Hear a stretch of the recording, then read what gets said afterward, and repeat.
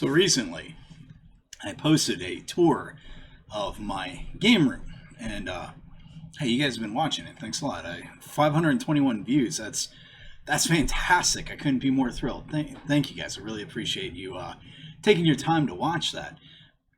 Now, I've also been getting a ton of requests since then to show my virtual pinball table in more detail. Well, by a ton of requests, I mean one from Rob. So thanks, Rob. I would most certainly love to tell you guys a little bit more about that pinball table. So, Rob, this one's for you. Hold my monster.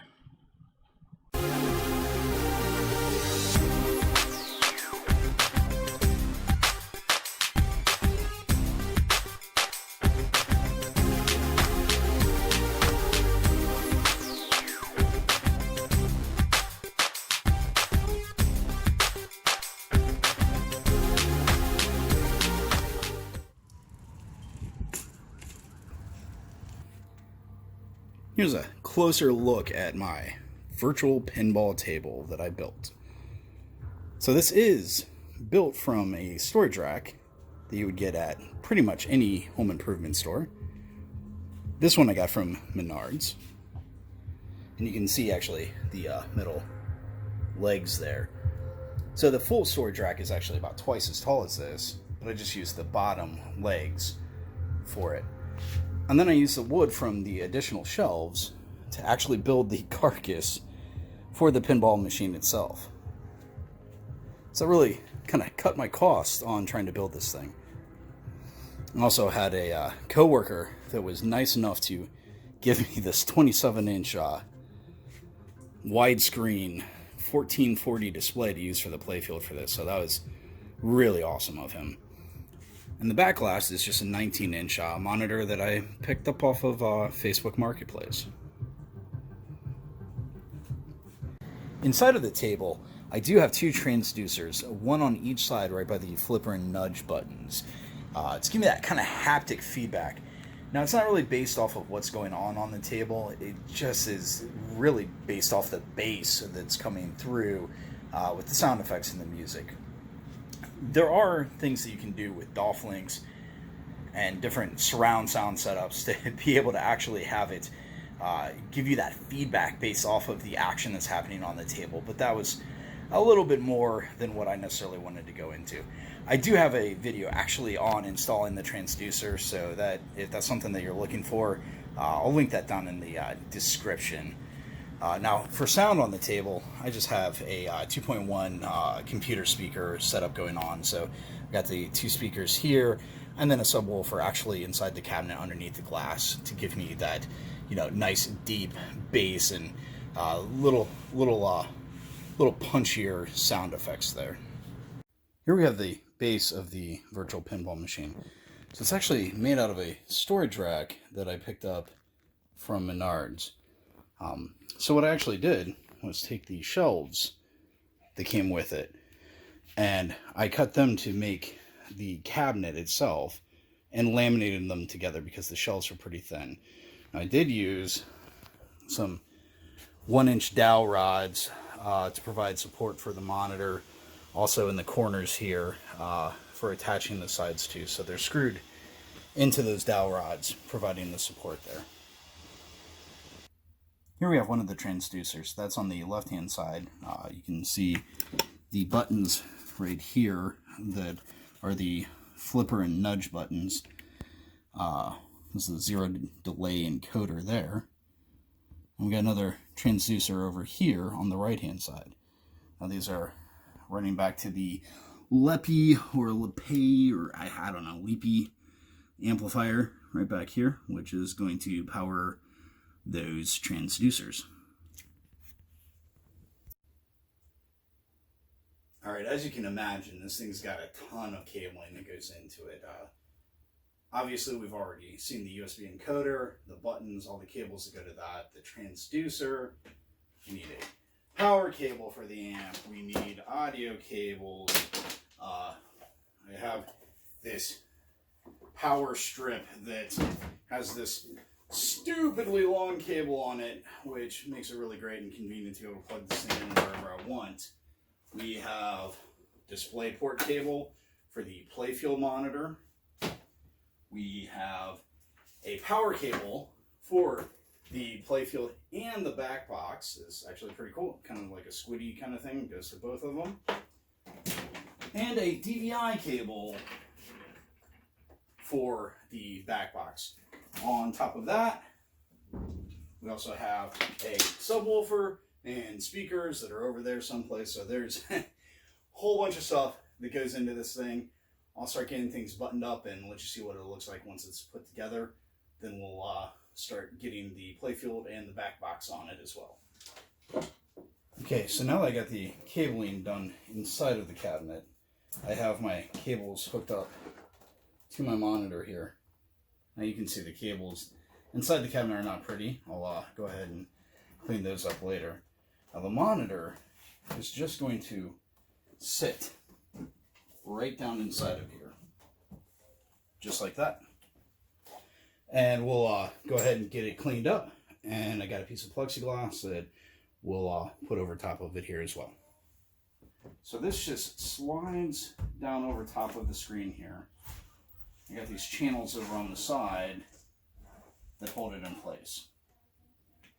And then it comes right down under this one at the bottom. These channels that I'm using are actually just corner guards that I've covered with like some holographic vinyl. So now that we got that on there, we'll clean up the top of the plexiglass here as well and get the back box on.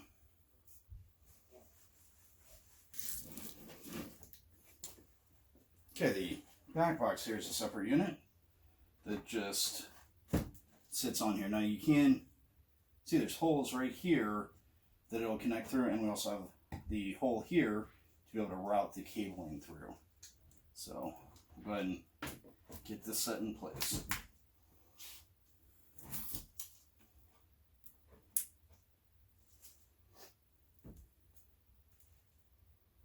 Okay, I'll get that. Just got some toggle bolts to bolt it down.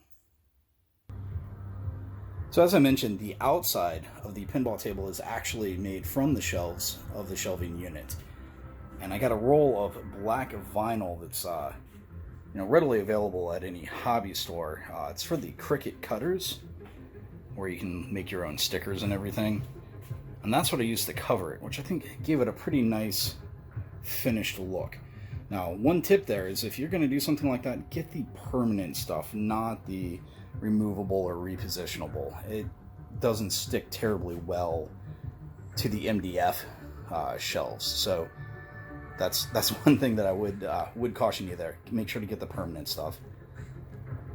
And then for the trim, actually going around the cabinet here, this is that plastic corner protector stuff that you put on drywall, like right at the corners in your house, like from a hallway to another hallway. And I, once again, got the Cricut vinyl. Now this here is like a metallic holographic kind that I put on here to give it that nice little pop going around. So fairly pleased with how that turned out there as well. There are a few things I might do differently were I to build this again. One thing is this back glass monitor here. When I built this, I mean, I had played pinball, but I hadn't played a ton of pinball, right? It was something that I'd done in passing as I went to an arcade or a bar, not something that I did on the regular. So I didn't realize how important the DMD is. So right now I just have that DMD on the back glass here down at the bottom. But that comes into play a lot when you're playing on the tables and you have choices or you have video modes and things like that on the DMD. And unfortunately, I put these speakers under the screen here, which moves the DMD way up off the playfield. So that's rather inconvenient. So if you guys are considering something like this, I would consider lowering the screen and putting the speakers on the top, or using like a widescreen monitor for the back glass and then a separate third screen down below for the DMD.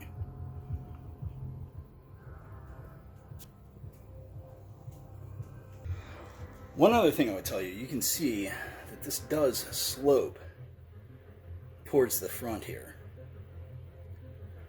I'm not sure that I have enough angle on that for the playfield. So I think that's something that if I were to do this again, I'd do a little more research on how much of an angle there should be there. It doesn't always feel like it's enough. So that's one more thing that I would consider where I build in this now. Powering this affair, we have an Alienware computer here. It's a hand-me-down actually, that's got a first generation i7 quad-core processor in it. Seems to handle Pinball FX, Future Pinball, and VPX just fine. I'm running an AMD RX 290 graphics card in here, which is actually still a surprisingly capable card. I think the 1060s and the 570s now are pretty comparable power-wise, so if you're looking for a modern graphics card to power something like this, it should do you pretty good.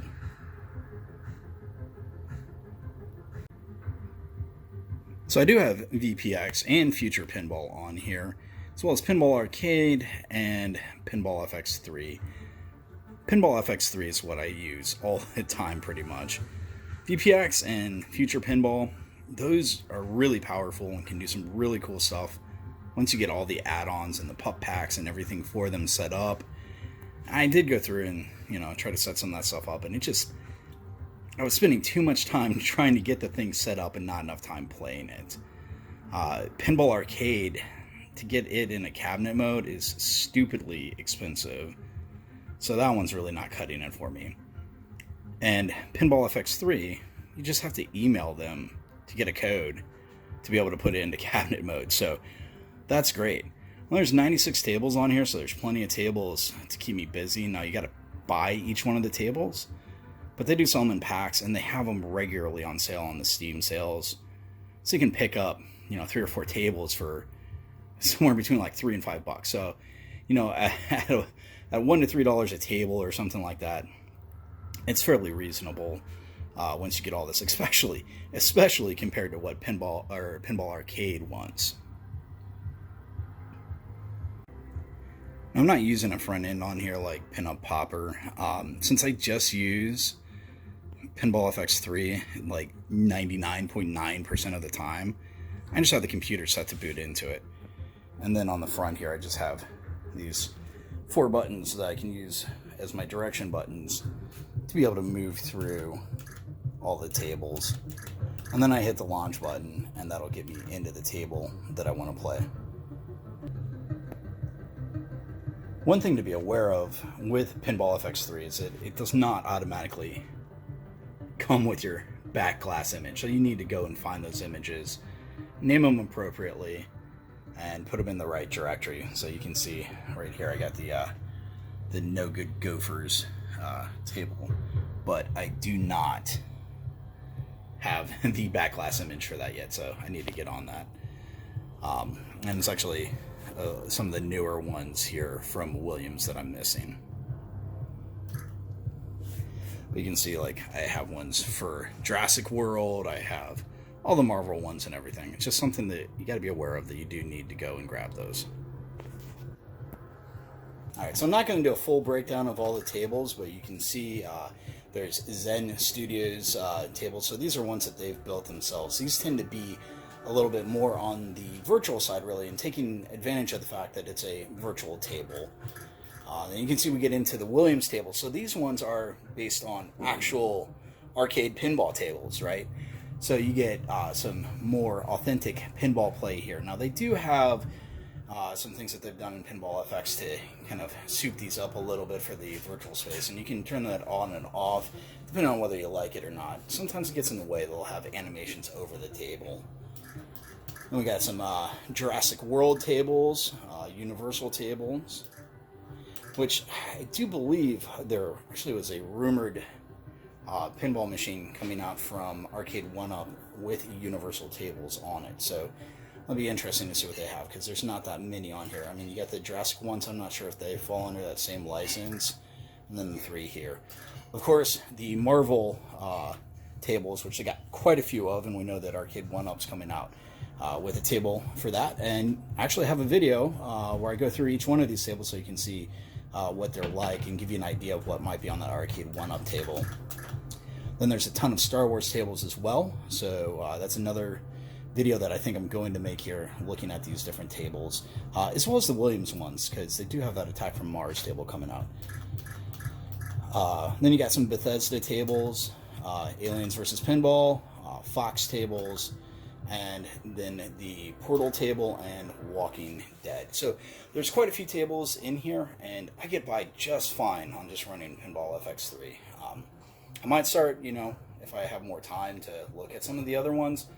For my purposes, Pinball FX3 works out great.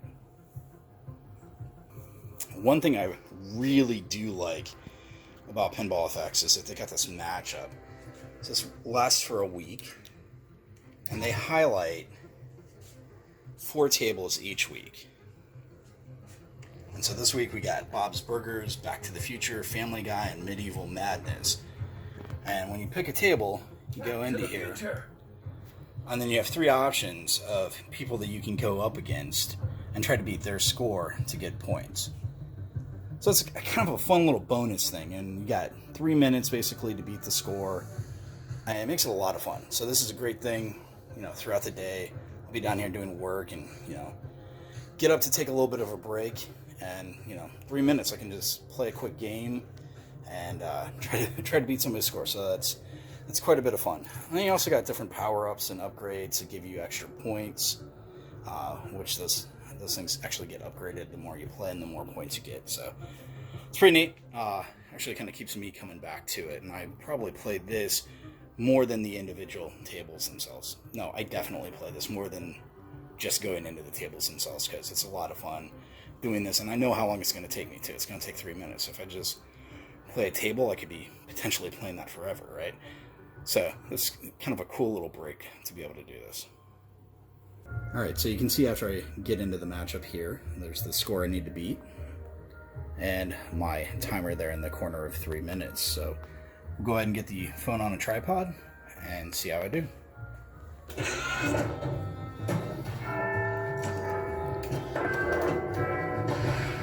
So this is a little bit awkward with the tripod between me and the pinball machine, so please forgive my my play here. It might not be that great.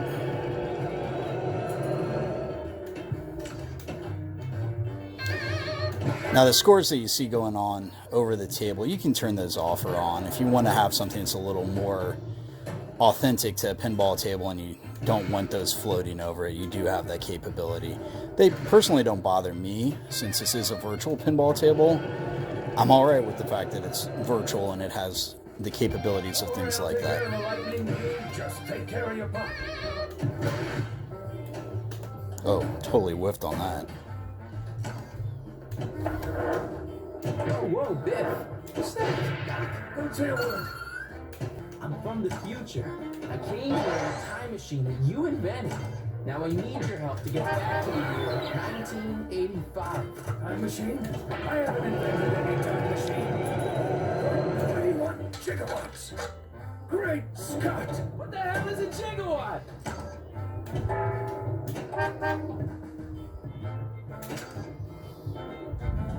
Time is almost up.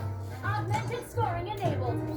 So as you get to the end of the time here in the last 30 seconds, you actually get double points. So it's kind of cool. It helps you kind of close that gap at the end, or possibly hit you into a new scoring bracket where you can earn additional points as well. It worked! I finally invent something that works! Oh man. Oh no, time is up. I did not win. So you can see I was defeated here.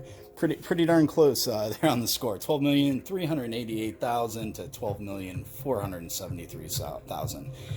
So good job, MAH 1960. You beat me. There's my virtual pinball machine. I highly recommend them. I think they're a great deal of fun. So whether you make one yourself or pick one up from all the manufacturers that are starting to make them, I don't think you can go wrong. They're a lot of fun. Great addition to any game or arcade room. If you build one yourself, VPX, Future Pinball, that's really flexible, give you all kinds of great tables, great features, and things that you can do with them. For me, Pinball FX3 really was just a lot easier. It was so easy to get set up and running, and the matchup feature on here is absolutely fantastic.